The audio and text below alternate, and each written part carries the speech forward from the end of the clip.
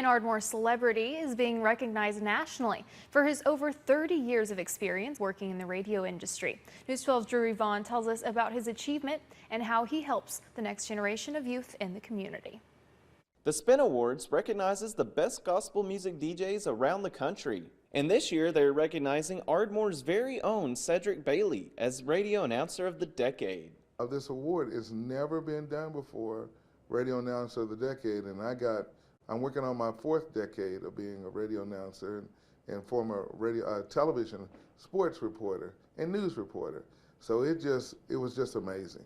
Bailey grew up in Ardmore and attended East Central University, where he found his passion for radio at an internship. I did my little drop and said, hey, you're listening to Southern Oklahoma's country music leader station, and here's Ronnie Millsap, Stranger in My House.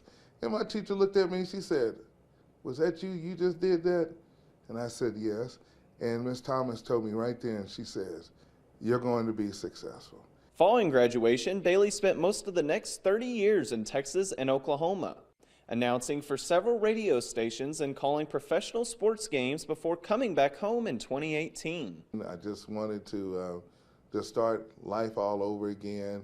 You know, I had already did everything I needed to do in Texas, and I started thinking about my kids and my family. These days, he spends time working with kids in Ardmore as a high school sports announcer, and he helps coach too. But the reason why I did it was because the people in Ardmore growing up that laid down the foundation for me. Paving a career for the next generation of students, Bailey started the East Central University's Black Alumni Association, which gives out $40,000 in scholarships each year. I want to let young people know you can do anything. You just got to find your niche, and you got to be able to go chase it down and go get it. Bailey will be honored this October at the Spin Awards in Atlanta. In Ardmore, Drew Yvonne, News 12.